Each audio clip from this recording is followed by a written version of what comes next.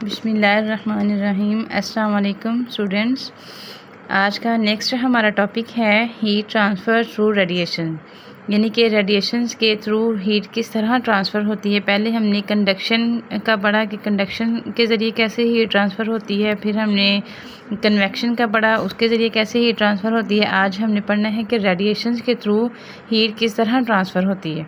ठीक है, सबसे पहले हमें ने ये देखना है कि जो सोर्स है हीट के वो क्या है। मेन सोर्स जो हीट का है हमारी प्लैनेट पे अर्थ पे वो क्या है, वो सन है। यानी कि सूरज से रेडिएशंस आती हैं ज़मीन तक, जिसकी वजह से ज़मीन जो है वो हॉट होती है, गर्म होती है। ठीक हो गया। तो यहाँ से हम स्टार्ट करते हैं कि the sun serves as the main source of heat for our planet. However this heat does not reach the earth through conduction और कन्वेक्शन। देखें, ये जो चीज़ें हम पहले पढ़ के आए हैं, इनके ज़रिए जो है हीट जो है वो ट्रांसफ़र नहीं करती। ठीक हो गया कि हीट किस तरह से रेडिएशन ट्रांसफ़र करती है, थ्रू रेडिएशन। ठीक हो गया, in the form of waves. तो हमने यहाँ से आपने इसकी डेफिनेशंस करनी है। देखिए, मैं छोटी सी एग्जांपल के थ्रू आपको समझाती हूँ कि ये एक सूरज है, ठीक हो गया, सन है, इसकी ये रेडिएशन यहाँ से निकल रही है और ये अर्थ है, हमारी ज़मीन है, हमारा प्लेनेट है जो। तो यहाँ से जो वेव्स आ रही हैं, ये रेडिएशन जो आ रही हैं, इनके दरमियान कोई मीडियम नहीं है कि जो सूरज से रेडिएशन को ले और वो ज़मीन तक लेके आए। ठीक हो गया। ये जो है ये डायरेक्ट यहाँ से सूरज से जो रेडिएशंस आती हैं वो डायरेक्ट आती हैं, और वो आती किसके थ्रू, इलेक्ट्रोमैग्नेटिक वेव्स के थ्रू। ठीक हो गया। और वहाँ पे किसी भी मीडियम की ज़रूरत नहीं होती यहाँ पे कि ये सूरज से रेडिएशंस को ले और ज़मीन तक लेके आए। यहाँ से इसकी एक शॉर्ट क्वेश्चन, ठीक हो गया। और मतलब कि how heat transfer through radiation, ये शॉर्ट क्वेश्चन। यहाँ से दो डेफिनेशंस हैं, आप दोनों में से कोई भी कर सकते हैं। पहली है a process in which energy travels across space in the form of electromagnetic waves, यानी कि वो फिनोमेना, वो प्रोसेस जिसमें स्पेस के अक्रॉस जो है एनर्जी या हीट ट्रैवल करती है in the form of electromagnetic waves, यानी कि इलेक्ट्रोमैग्नेटिक वेव्स की शक्ल में एनर्जी जो है वो ट्रैवल करती है। ठीक है, this mechanism through which the sun heat reach the earth. तो इस मैकेनिज़्म के थ्रू, इस प्रोसेस के थ्रू जो सूरज की हरारत है, रोशनी है, वो ज़मीन तक पहुंचती है। तो वो कौन सा फिनोमेना किस वजह से पहुंचती है, इलेक्ट्रोमैग्नेटिक वेव्स। ये चीज़ आपको एज MCQs भी आ सकती है। ठीक हो गया। नेक्स्ट इसकी डेफिनेशन है, in radiations heat transfer occurs through electromagnetic waves without requiring a medium, यानी कि हीट किस तरह से अकर होती है अर्थ पे इलेक्ट्रोमैग्नेटिक वेव्स के थ्रू और विदाउट रिक्वायरिंग एनी मीडियम। यहाँ पे जैसे हमने बनाया था कि ये सूरज है और ये अर्थ है। ठीक हो गया। यहाँ से सन से जो रेडिएशंस आती हैं हीट, तो वो किस तरह से इलेक्ट्रोमैग्नेटिक वेव्स की फॉर्म में आती हैं, और वहाँ पे विदाउट रिक्वायरिंग अ मीडियम, कोई किसी भी मीडियम की ज़रूरत नहीं होती। वो डायरेक्ट, मतलब कि डायरेक्ट सूरज से जो हीट है वो ज़मीन तक आती है in the form of radiation. ठीक हो गया। रेडिएशन नेक्स्ट है, radiations form a fire place, यानी कि फायर प्लेस से रेडिएशंस किस तरह होती हैं, अकर होती हैं। ठीक हो गया। ये ट्रैवल करती हैं, तो ये किस फॉर्म में ट्रैवल करती हैं। यहाँ पे ये देखो, ये एक लकड़ियाँ हैं, उनको आग जलाई हुई है। देखिए, अगर कोई बैठा हो तो हम देखते हैं कि रेडिएशन, मतलब कि सर्दियों के मौसम में हम अपने आप को गर्म करने के लिए भी इस तरह से आग जलाते हैं और अपने आप को वहाँ से गर्म करती हैं। ठीक हो गया। तो वो हम रेडिएशन के थ्रू हीट हमारे तक, हम थोड़ा सा स्पेस में बैठते हैं, थोड़ा सा डिफरेंस होता है हमारे दरमियान और वो जगह जिसमें मतलब कि चूल्हा या जो कोई हीटर है तो उसके दरमियान। ठीक हो गया। तो वो जो हीट अप हो रहे हैं, हमारा कमरा हो रहा है या हम हो रहे हैं, तो वो किसके ज़रूर थ्रू वहाँ से आ रही है, हीट रेडिएशंस के थ्रू। ठीक है, पहले हमने पीछे पढ़ा है कंडक्शन का, कंडक्शन का था कि हीट जो है वो मतलब एक सॉलिड उसमें सॉलिड में जिस तरह से मैंने आपको दिखाया था कि ये फ़र्ज करेंगे सॉलिड, यहाँ पे उसके हैं एलिमेंट्स हैं या इलेक्ट्रॉन्स हैं, पार्टिकल्स हैं। ठीक है, ये सोर्स ऑफ हीट है यहाँ पे, तो यहाँ से जो हीट है वो आ रही है, ठीक हो गया। ये जब यहाँ पे इस सिरे पे आएगी तो ये वाले इलेक्ट्रॉन या पार्टिकल जो हैं वो हीट अप होंगे, इनकी एनर्जी काइनेटिक एनर्जी ज़्यादा हो जाएगी। जब ये ज़्यादा जो ये वाइब्रेट करना स्टार्ट कर देंगे, ये वाइब्रेट कर करके ये आगे वालों को अपनी इनके साथ मतलब कॉन्टैक्ट करेंगे, इनके साथ ये कोलाइड करेंगे, तो ये अपनी हीट का कुछ हिस्सा इसमें ट्रांसफ़र कर देंगे, फिर इनमें एनर्जी आ जाएगी। इस तरह से ये मूव करना स्टार्ट कर देंगे, फिर ये अपनी हीट का कुछ मतलब इन आगे वालों के साथ कॉन्टैक्ट करेंगे, कोलाइड करेंगे, तो इनको अपना हिस्सा दे देंगे, ठीक है। तो इस तरह से इस एंड से लेके इस एंड तक ये सारा जो सॉलिड है ये क्या हो जाएगा, ये हीट अप हो जाएगा, ठीक है। कि ये हमने कंडक्शन पढ़ा था। कन्वेक्शन भी हमने इसी तरह पढ़ा था कि एक हमने वो मतलब फ्लेम ये बीकर था, इसके नीचे हमने फ्लेम लगाया था, इसके अंदर ये पानी है सारा। तो जब हमने इसको हॉट किया, हीट अप किया नीचे फ्लेम ऑन करके, तो ये नीचे वाला जो पानी था ये गर्म होना स्टार्ट हो गया। जब ये गर्म होगा तो ये लेस डेंस हो जाएगा। लेस डेंस जो चीज़ होती है वो ऊपर उठती है, यानी कि उसकी डेंसिटी जो होती है वो कम हो जाती है और वो हल्की हो जाती है, ठीक है। तो इस तरह से ऊपर वाला जो ठंडा पानी है जिसकी डेंसिटी ज़्यादा है वो नीचे इस जगह पे आ जाएगा। इस तरह से ये सारा ऐसा सारा जो है पानी है वो गर्म हो जाएगा। ये हमने कन्वेक्शन पढ़ा था, ठीक है। अब हमने रेडिएशन पढ़ना है। तो रेडिएशन मतलब कि इलेक्ट्रोमैग्नेटिक वेव्स की फॉर्म में हीट जो है वो हम तक पहुंचती है, ठीक हो गया। यहाँ पे देखें, ये एक छोटा सा भी मैंने बनाई हुई है। ये एक फ़र्ज़ करेंगे आप हमारे पास पैन है, ठीक है, इसके नीचे हमने आग जलाई हुई है। तो अगर हम मतलब कि इसको साइडों से इस तरह से इसको साइडों से इस तरह से टच करेंगे तो ये हम हीट किस के थ्रू हम अपने आप को हीट अप कर रहे हैं, ये रेडिएशन के थ्रू कर रहे हैं। अगर हम ये जो इसके अंदर कोई भी वाटर है या कोई चीज़ है जो गर्म हो रही है और उसकी ये गर्म होके ऊपर को उठ रही है हवा, उसकी जो है वेपर्स, तो वो हीट ही है ना वो भी। तो अगर हम उसके ऊपर से हैंड करेंगे अपना, तो वो हम किसके थ्रू कर रहे हैं, हम कन्वेक्शन के थ्रू अपने आप को हीट अप कर रहे हैं। अगर इसी तरह इसका ये जो हैंडल है वुडन हैंडल है, ठीक है, फ़र्ज़ करो तो ये जब ये इसी के साथ है ना, इस पैन के साथ है, अगर ये मतलब कि ये सारा गर्म हो रहा है तो ये हैंडल भी तो वुडन हैंडल भी तो गर्म होगा ना, ये इसमें भी ये भी हीट अप होगा। जब हम इसको टच करेंगे, ठीक है, तो ये हमारा जो है हैंड है हमें फ़ील होगा, ये बॉडी कांटेक्ट हमारा हाथ हमें फ़ील होगा कि ये हॉट है, तो हम जल्दी से इसको पीछे कर देंगे, ठीक हो गया। ये कंडक्शन हो गया, ये सॉलिड में हो गया, ये लिक्विड या उसमें गैस में हो गया, और ये रेडिएशन के थ्रू हो गया। ये थोड़ा छोटा सा था, मतलब तीनों को डिफरेंट वेज में बताया है, ठीक है। यहाँ पे हमने हमारा क्वेश्चन था कि how does heat travel from a fireplace to us, यानी कि हम तक फायर प्लेस से हीट किस तरह ट्रैवल करती है, थ्रू रेडिएशन से। Heat does not reach us via conduction, यानी कि कंडक्शन के थ्रू भी नहीं करती हम तक जो हीट है पहुंचती, और कन्वेक्शन के थ्रू भी नहीं पहुंचती, ठीक है। तो वो किसके थ्रू पहुंचती है, वो रेडिएशन के थ्रू पहुंचती है, through the air, because air neither conducts heat efficiently not transfer heat, यानी कि ना तो वो हवा जो है वो कंडक्ट करती है हीट को और ना ही उसको ट्रांसफ़र करती है, ठीक है।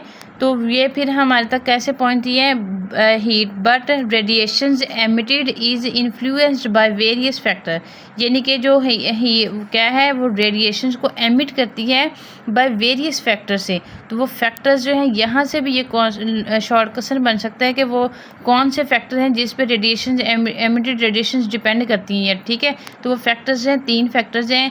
फर्स्ट है colour and texture of the surface, यानी कि उसका रंग कैसा है या उस सरफेस की साख्त कैसी है।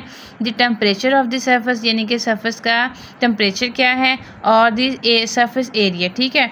देखें, जो हमें पता है कि जो ब्लैक या डार्क कलर होते हैं उनमें जो होती है रेडिएशंस, यानी कि वो लाइट को या हीट को एब्जॉर्ब भी ज़्यादा करते हैं और एमिट भी ज़्यादा करते हैं, ठीक हो गया। अगर इसी तरह हम अगर उसकी टेक्सचर की बात करें सरफेस के, यानी कि उसकी साख्त की बात करें, तो वो जो अगर कोई बॉडी रफ़ है, ठीक है, तो वो ज़्यादा मतलब कि जल्दी एमिट भी करेगी हीट को और एब्जॉर्ब भी करेगी इंस्टेड ऑफ स्मूथ सरफेस, ठीक है। अगर सरफेस स्मूथ है तो उसमें इतनी ज़्यादा ना रेडिएशन होगी, रेडिएशन भी कम होगी और एब्जॉर्प्शन ऑफ हीट भी कम होगी।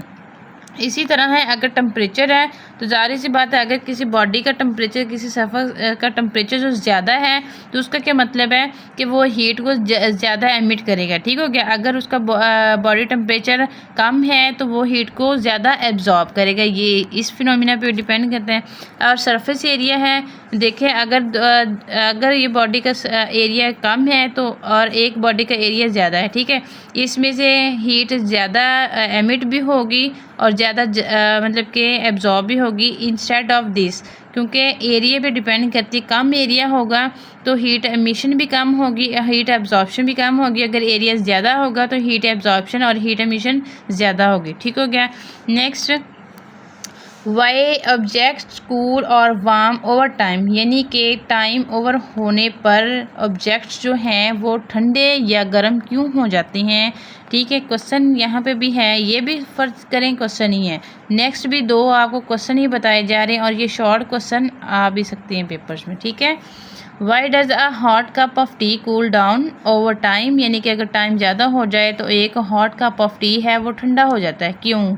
And why does a cold glass of water, यानी कि पानी का ठंडे पानी का गिलास है, वार्म अप, तो वो ओवर टाइम होने पर गर्म हो जाता है, क्यों होता है ऐसा। तो देखिए अगर इसका मतलब बिल्कुल शॉर्ट आंसर है तो वो किस चीज़ पे डिपेंड कर रहा है, टेम्परेचर पे डिपेंड कर रहा है। ठीक हो गया। All objects in a room, यानी कि यहाँ से आपका आंसर स्टार्ट हो रहा है फर्स्ट वाले क्वेश्चन का।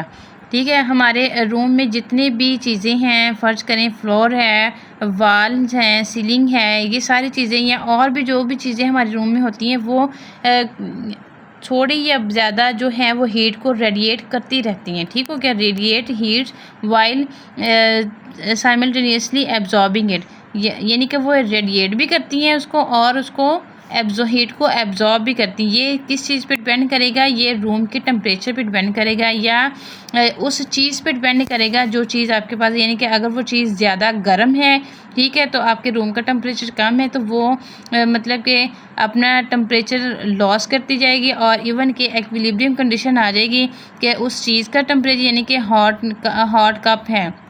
ये एग्जांपल मेरे ख्याल में हमने पीछे भी पढ़ी है कि अगर हम इसको रूम में टेम्परेचर में रखें, ये रूम टेम्परेचर की निस्बत ये ज़्यादा गर्म है, ठीक है, तो ये आहिस्ता आहिस्ता यानी कि जैसे टाइम ओवर होता जाएगा ये अपना जो टेम्परेचर है ये लॉस करती जाएगी। ठीक है, यानी कि यहाँ से हीट जो है वो क्या होती जाएगी, रेडिएट होती जाएगी, निकलती जाएगी। ठीक है, और ये एक टाइम आएगा कि ये इसका temperature, hot cup of T का टेम्परेचर क्या हो जाएगा, एज आ रूम टेम्परेचर, यानी कि दोनों का टेम्परेचर सेम हो जाएगा। तो हम इसीलिए कहते हैं हम अगर कप है चाय का वो पड़ा है तो हम गप्पे लगाने लग जाएं, स्टार्ट कर दें तो हमें पता ही नहीं चलता, टाइम ओवर हो जाए तो उसके बाद ये वो कप क्या होता है, वो ठंडा हो गया चाय का, फिर हम दोबारा गर्म करते हैं तो फिर वो मतलब कि उसने क्या किया, वो ठंडा कैसे हुआ, उसने अपनी हीट को रेडिएट करना स्टार्ट कर दिया था। ठीक हो गया। ऐसे ही अगर मतलब if temperature of an object is higher than that of its surroundings it radiates more heat than its absorb, यानी कि वो क्या करेगा, वो एब्जॉर्ब करने की बजाय हीट को ज़्यादा रेडिएट करेगा। ठीक हो गया। इसी तरह वो कह रहा है it's temperature decreases until it match the या एक्विलिब्रियम या match the temperature of the surrounding environment, यानी कि वो इस हद तक पहुंच जाता है कि उसका जो टेम्परेचर है, जो ऑब्जेक्ट था आपका, उसका टेम्परेचर आपके सराउंडिंग इन्वायरमेंट के टेम्परेचर के साथ मैच कर जाता है। ठीक है। दूसरी तरफ जो सेकंड क्वेश्चन था कि एक ठंडे पानी का गिलास है वो पड़ा है, ओवर टाइम हो गया तो वो गर्म क्यों होगा। देखें वो उस ऑब्जेक्ट का जो टेम्परेचर है वो बहुत कम है, क्योंकि वो बहुत ज़्यादा ठंडी चीज़ है, पानी गिलास में ठंडा है। ठीक है, और आपके रूम का जो टेम्परेचर है, सराउंडिंग इन्वायरमेंट का जो टेम्परेचर है वो उस ऑब्जेक्ट की निस्बत ज़्यादा ठंडा है, तो वो सराउंडिंग से हीट को क्या करता जाएगा, एब्जॉर्ब करता जाएगा अपने अंदर, और इस तरह से वो एक टाइम आएगा कि उसका टेम्परेचर, ऑब्जेक्ट का टेम्परेचर और इन्वायरमेंट का टेम्परेचर जो होगा वो क्या होगा, एक्विलिब्रियम कंडीशन में आ जाएगा, यानी कि वो दोनों मैच कर जाएंगे। तो इस तरह से वो क्या करेगा, वो गर्म हो जाएगा। ठीक है, ये यहाँ से लेगा if temperature of object is lower than it's surroundings it absorbs more heat, वो क्या करता जाएगा, वो हीट को एब्जॉर्ब करता जाएगा, then it radiates causing its temperature to rise until it reach equilibrium with the environment. ठीक हो क्या। ये यहाँ से लेके वहाँ यहाँ तक आपके दो क्वेश्चंस का आंसर है और इसको आपने करना है लाजमी, क्योंकि ये पेपर में आएगा। नेक्स्ट है this phenomena can be illustrated by Leslie's cube. यहाँ से ये जो फिनोमिना यानी कि वो किस तरह से रेडिएट करता है कोई ऑब्जेक्ट या किस तरह से एमिट करता है कोई ऑब्जेक्ट, इस फिनोमिना को हम किस तरह से देख सकते हैं ये यहाँ पे लेस्लीज क्यूब्स के थ्रू। ठीक है, ये यहाँ पे देखें हमारे पास एक क्यूब है और ये यहाँ पे एक रेडिएटर डिटेक्टर लगा हुआ है, रेडिएशन डिटेक्टर है, इसके साथ एक गैल्वानोमीटर है। ठीक है, हमें पता है कि क्यूब जो होता है उसकी 6 फेसेस होती हैं, यानी कि उसके मतलब कि 6 उसके फेसेस होती हैं। एक ये वाला है इसके सामने इधर, एक ये और एक इसके नीचे, एक ये और इसकी बैक साइड पे। ठीक है, ये 6 फेसेस हैं। यहाँ पे हमने देखना है कि ये किस किस चीज़ पे ये क्यूब फेस की वो बात कर रहा है, किस किस चीज़ पे ये डिपेंड करेगा, कौन से फैक्टर होंगे। यहाँ से ये क्वेश्चन भी शॉर्ट में आ सकते हैं। ठीक हो गया।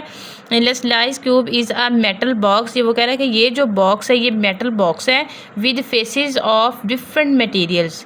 इसके जो फेसेस बने हुए हैं ये डिफरेंट मटेरियल्स के बने हुए हैं, सच एज यानी कि उसकी 1 बाय 1 की वो बात कर रहा है कि शाइनी सिल्वर सरफेस। फ्रंट वाली वो कह रहा है कि एक शाइनी सिल्वर सरफेस है, दूसरी है डल ब्लैक सरफेस। ठीक है, ये देखो ये डल ब्लैक सरफेस है, एक वाइट सरफेस है, एक कलर्ड सरफेस है। ठीक हो गया। इसके ये है तो इसके बिल्कुल बैक साइड पे कलर सरफेस है, ये डल ब्लैक है तो इसके बिल्कुल साइड पे वाइट सरफेस है। ठीक हो गया। और इसका कोई मतलब कि कलर नहीं, ये है तो इसके पीछे कोई कलर वाली सरफेस होगी, कोई भी कलर हो सकता है। अब हमने सारी फेसेस के हिसाब से उसको देखना है कि कौन सा कलर है, कौन सी साइड है जो ज़्यादा हीट को रेडिएट करती है, ये ज़्यादा हीट को एब्जॉर्ब करती है। ठीक हो गया। यहाँ पे ये देखिए हमारे पास ये लगा हुआ है रेडिएशन को डिटेक्ट करने वाला। ठीक है, और इसके ज़रिए जब हम इसको किसी भी इसके फेस को हम इसके सामने लेके आएंगे तो ये डिटेक्ट करेगा कि इसमें से कितनी हीट रेडिएट हुई है, ये कितनी एब्जॉर्ब हुई है। ठीक हो गया। तो उसको हम क्या करेंगे, यहाँ पे ये एक गैल्वानोमीटर लगा हुआ है तो गैल्वानोमीटर के थ्रू उसकी रीडिंग आ जाएगी तो हमें पता चल जाएगा कि इस फेस ने या इस कलर ने ये मतलब कि ज़्यादा क्या किया है, इसने कितनी हीट को एब्जॉर्ब किया है या उसको एमिट किया है। ठीक है, तो when the cube is field with hot water, यहाँ पे ये देखें ये किसका है ढक्कन, इसको हटा के हम इसके अंदर अगर पानी गर्म डालें तो हम सारे फेसेस को देख सकते हैं यानी कि इसमें भी ये हीट किस हिसाब से रेडिएट हो रही है या एमिट हो रही है, इसमें या इसके बैक साइड पे जो भी है। ठीक है, तो जब हम वो कह रहे हैं कि इसके अंदर अगर हम गर्म पानी डालें तो हम देखेंगे कि ये किस तरह से कौन सी साइड ज़्यादा हीट को एब्जॉर्ब कर रही है, ये कौन सी साइड हीट को एमिट कर रही है। तो when the cube is filled with hot water and one face is directed towards a radiation detector, यानी कि एक फेस जो है ना उसका हमने किसकी तरफ किया है, रेडिएशन डिटेक्टर की तरफ किया है, और ये डल ब्लैक वाला है। जब हम इसके अंदर वो हॉट वाटर हमने ऐड किया है इसको तो हमने देखा कि डल ब्लैक जो था उसका फेस हमने उसको रेडिएशन डिटेक्टर की तरफ किया है। ठीक है, तो उसमें हमें वैसे भी पता है कि जो ब्लैक चीज़ होती है, ठीक है, ब्लैक बॉडी होती है वो हीट को ज़्यादा एमिट भी करती है और हीट को ज़्यादा एब्जॉर्ब भी करती है। ठीक है, तो यहाँ पे ये देखें is found that the dull black surface is most effective emitter of heat. तो ये क्या कर रहा है कि बहुत अच्छा एमिटर है ये, यानी कि हीट को एमिट करने वाला बहुत अच्छी बॉडी है ये ब्लैक जो है। ठीक है, the rate at which different, यहाँ से इस बात को आपने नोट करना है कि the rate at which different surface absorb heat also varies based on their nature, कि उसकी नेचर पे ये चीज़ डिपेंड करती है कि वो बॉडी किस तरह की है, तो वो उस हिसाब से डल ब्लैक बॉडी जो है वो ज़्यादा हीट को एमिट करेगी और हीट को एब्जॉर्ब करेगी इंस्टेड ऑफ या इन डिफरेंस ऑफ वाइट या शाइनिंग सिल्वर सरफेस की। ठीक है, for example when comparing a dull black surface with a polishing silver, यानी कि इसकी निस्बत, यही अभी बात मैंने बोली, अगर हम इन दोनों का कंपेयर करें तो ये जो चीज़ है डल ब्लैक बॉडी जो है ये हीट को जल्दी एमिट भी करेगी और अब्जॉर्ब भी करेगी और इसकी निस्बत ये कम करेगी। ठीक है, तो ये सारा लिखा हुआ है। Causing it's temperature to rise quickly while the polished polish silver surface absorbs heat more slowly, यानी कि जो ये वाली है ये उसकी निस्बत क्या करेगी, हीट को स्लो वो एब्जॉर्ब करेगी या स्लो एमिट करेगी, क्योंकि इसका टेम्परेचर इसकी निस्बत कम है। डल ब्लैक बॉडी का टेम्परेचर जो है वो ज़्यादा है। वो क्यों है कि क्योंकि वो हीट को एब्जॉर्ब कर रही है। ठीक है, ये था।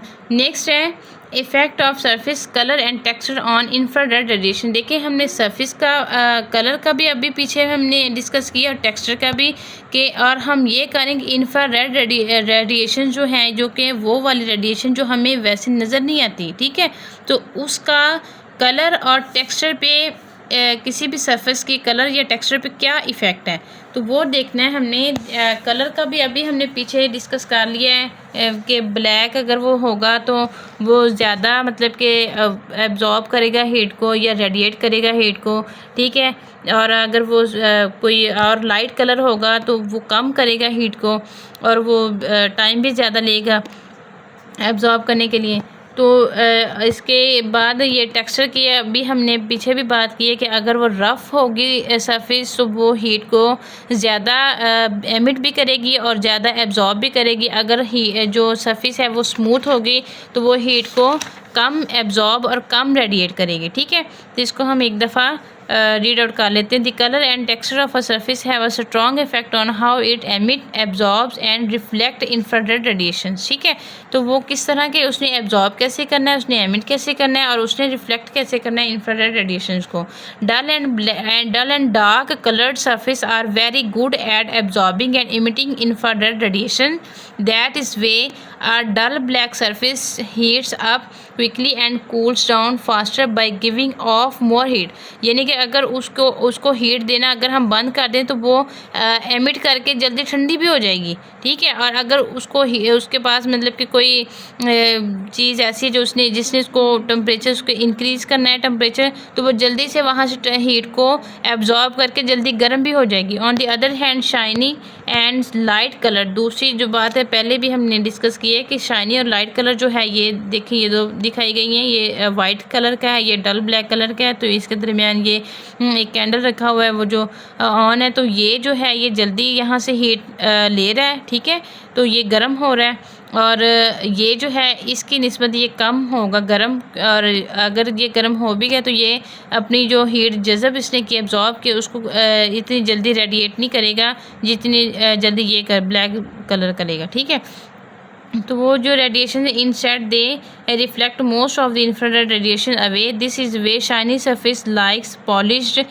Metal stay cooler under the sun compare to dark surface. अगर आप डार्क सरफेस के साथ उसका कंपेयर करें ना तो वो कह रहा है कि ये ठंडी भी मतलब कि इतनी जल्दी नहीं होगी जितनी जल्दी ब्लैक बॉडी होगी थी। The texture also depend matter, और उसका जो टेक्सचर है वो भी मैटर करेगा कि रफ़ है या स्मूथ। रफ़ है तो वो एब्जॉर्ब और एमिट रेडिएशन ज़्यादा अच्छा करेगा, और अगर स्मूथ है तो वो इतना ज़्यादा अच्छा नहीं करेगा। ठीक है, नेक्स्ट है impact of surface temperature and surface area on area. देखिए हमने टेम्परेचर का भी पढ़ा है, हमने एरिया का भी पढ़ा है। अगर बॉडी का टेम्परेचर ज़्यादा होगा ठीक है तो वो क्या करेगा, वो हीट को ज़्यादा वो एमिट करेगा, और अगर उसका टेम्परेचर कम है तो वो हीट को ज़्यादा एब्जॉर्ब करेगा। इसी तरह अगर एरिया जो है वो किसी सरफेस का ज़्यादा है तो वो उसमें हीट की जो हीट है वो ज़्यादा एमिट भी होगी। ठीक है, और यहाँ वहाँ से एब्जॉर्ब भी ज़्यादा होगी। अगर किसी भी सरफेस का एरिया जो है वो कम है तो वहाँ पे हीट और रेडिएशन का जो अमल है वो कम होगा। The rate of radiation emitted by an object depends greatly on two important factors। दो इम्पोर्टेंट फैक्टर्स हैं, पीछे भी डिस्कस किए, यानी कि एक टेम्परेचर है, the temperature surface temperature and the surface area. When the surface temperature of an object increase it radiates more energy because hotter object emit more heat compare to cooler ones. ठीक है, यानी कि hotter object जो है वो ज़्यादा energy को क्या करते हैं, रेडिएट करता है किसकी निस्बत, वो बॉडी जिसका टेम्परेचर कम है। For example a hot iron rod glows, यानी कि एक हॉट आयरन रॉड है वो कोई रॉड है, आयरन रॉड है, मेटल रॉड है, तो वो जब हम उसको बहुत ज़्यादा हॉट कर लेते हैं तो वो रेड ग्लो करना स्टार्ट कर देती है एंड एमिट्स मोर हीट। ठीक है, वो ज़्यादा हीट एमिट करेगी इंस्टेड ऑफ या देन अ वार्म वन, यानी कि अगर उसको बहुत ज़्यादा हॉट किया है तो वो रेड होके ग्लो करना स्टार्ट कर देगी, तो वहाँ से रेडिएशन ज़्यादा एमिट होंगी। और अगर हम वैसे ही उसको हल्का सा गर्म करें तो फिर वो इतनी ज़्यादा एमिट रेडिएशन ही करेगी। इसी तरह वो कह रहे हैं कि surface area also plays a major role. Surface area भी बहुत अहम किरदार अदा करता है। अगर किसी भी ऑब्जेक्ट का एरिया जो है वो लार्जर है, सरफेस एरिया, तो वो क्या करेगा, इट कैन एमिट और absorb more heat at a faster rate. ठीक है, दिस इज़ वे रेडिएशन या radiators used for heating rooms को हीटिंग के लिए रेडिएटर्स हम यूज़ करते हैं are made with lots of thin slots और fins to increase the surface area without taking up. यहाँ से देखो, यानी कि उस रेडिएटर के अंदर क्या होता है, स्लॉट्स हैं और फिन्स होते हैं जो कि उसके एरिया को सरफेस एरिया को इंक्रीज़ करते हैं और वो उसको हीट अप करता है। ठीक है, without taking up too much space, वो और इतनी ज़्यादा जगह भी नहीं लेता वो। A larger area means more radiations can happen at the same time making heat transfer more efficient. Thus both ये वाली line, both a higher surface temperature and a larger surface area help an object emit thermal energy more quickly through radiation. ठीक है, यानी कि temperature high है या surface area ज़्यादा है तो वो उसकी हेल्प करेगा कि वो तेज़ी से वहाँ से रेडिएशंस को हीट को रेडिएट करे। नेक्स्ट है बस ये कि measuring temperature using an infrared thermometer, के हमने थर्मोमीटर के थ्रू किस तरह से टेम्परेचर को मेजर करना है। ठीक है, एन इंफ्रारेड थर्मोमीटर, ये देखें आपको दिखाया गया है। Measures the temperature of an object without touching, देखें टच नहीं करना बॉडी को, वैसे ही उसका टेम्परेचर जो भी जिस बॉडी का टेम्परेचर, या यहाँ पे ये देखो कोविड-19 था जब, तो उसको टच नहीं किया जाता था, जो भी इंसान था जिसको ज़्यादा ये था वायरस, तो उसके सामने ये जो था मशीनरी ये लाई जाती थी और उसका टेम्परेचर या उसकी बॉडी में ये जो कोविड वायरस था इसकी रेंज देखी जाती थी ये कितने, तो उसमें इसका जो रेड वाला ट्रिगर बटन था इसको प्रेस किया जाता था और उस बॉडी के सामने उसको लाया जाता था, यानी कि ये टच नहीं करना था बॉडी को, इस बॉडी में और इसमें स्पेस होती थी थोड़ी सी, और उसके सामने जब हम लाते थे और ट्रिगर प्रेस करते थे तो वो वहाँ पे रीडिंग आ जाती थी कि इसको इतना टेम्परेचर है या इसमें इतना वायरस है ये वाला। ठीक है, तो वो इजीली उसका पता चल जाता था और उसके मतलब उस बॉडी का फिर ट्रीटमेंट स्टार्ट होता था। तो ये सारा है कि एन इंफ्रारेड, आपके ये सिर्फ नॉलेज के लिए है, इसको ज़्यादा याद करने की ज़रूरत नहीं है, जब बस increment in knowledge. An infrared thermometer, ये दिखाया गया है, measures the temperature of objects without touching them, it detect the heat infrared radiation emitted by the object, यानी कि वो जो जिस बॉडी का टेम्परेचर हमने मेजर करना है तो वो वहाँ से हीट तो डिटेक्ट हो रही है ना, निकल रही है ना वहाँ से, तो ये डिटेक्ट करेगा वहाँ उस बॉडी से हीट एमिट हो रही है, और ये जो है थर्मोमीटर ये डिटेक्ट करेगा कि जितनी ज़्यादा वो हीट होगी जितनी रेंज की, वहाँ पर उतना नंबर आ जाएगा, हम कहेंगे इस बॉडी का टेम्परेचर इतना है। During covid pandemic these thermometer, ये यानी कि आलमी वबा जो पूरी दुनिया में फैली हुई थी, thermometer were used widely to check body temperature safely.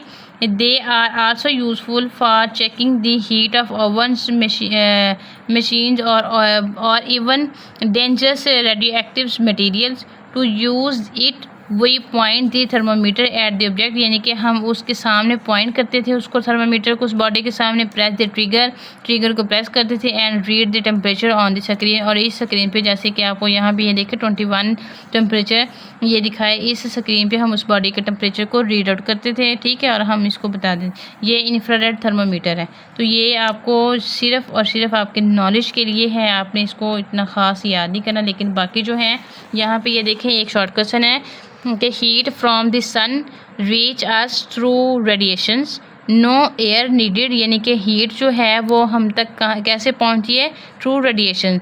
तो वो रेडिएशन इलेक्ट्रोमैग्नेटिक वेव्स है, और हवा के ज़रिए नहीं, हवा की ज़रूरत नहीं होती हीट को पहुंचाने के लिए हम तक, just pure energy travelling across space. ठीक है, स्पेस के अक्रॉस जो है वो एनर्जी जो है वो क्या करती है, ट्रैवल करती है। ये कि डल ब्लैक बॉडी या dull black surface absorbs and emit more heat than shiny surface, that is way solar panels are black. तो इसलिए सोलर पैनल्स जो हैं वो क्या होते हैं, वो ब्लैक या डार्क कलर के होते हैं, ताकि वो हीट को एमिट और एब्जॉर्ब कर सके। ठीक है, यहाँ पे है एक और चीज़ थी ये वाली, यहाँ पे देखें, ये इसी के अकॉर्डिंग सारा चैप्टर था, कंडक्शन, कन्वेक्शन एंड रेडिएशन। तो ये डिफरेंस है बिटवीन है कंडक्शन, कन्वेक्शन, रेडिएशन। कन्वेक्शन हमने किस में पढ़ा था कि कन्वेक्शन इज़ व्हेन लिक्विड और गैस गेट हीटेड, यानी कि जब लिक्विड और गैस जो है वो हीट अप होंगे तो वहाँ पे कौन सा फिनोमिना होगा, कन्वेक्शन का। जब सॉलिड में हमने बात की थी तो कंडक्शन वहाँ पे था, conduction is when something is hot and it touch an other object, यानी कि कोई चीज़ गर्म है तो जब वो किसी और चीज़ के साथ जाके टकराएगी, क्लाइड करेगी, कॉन्टैक्ट करेगी, टच करेगी, तो वो उसको भी गर्म कर देगी। ठीक है, तो ये क्या था, कंडक्शन था। और रेडिएशंस क्या है, radiation is when energy travels through electromagnetic waves to heat something up, यानी कि एनर्जी जो है वो इलेक्ट्रोमैग्नेटिक वेव्स की फॉर्म में आती है और वो किसी भी चीज़ को हीट अप करती है। तो वो कौन सी है फॉर्म, वो रेडिएशंस है। ठीक है, तो ये हमारा आज का टॉपिक था। नेक्स्ट हम करेंगे एप्लीकेशन नेक्स्ट टॉपिक में, नेक्स्ट लेक्चर में। तो इसमें से अगर कोई चीज़ समझ ना आए तो आप मुझसे पूछ सकते हैं। अपना बहुत सारा ख्याल रखिएगा, दुआओं में याद रखिएगा। अल्लाह हाफिज़।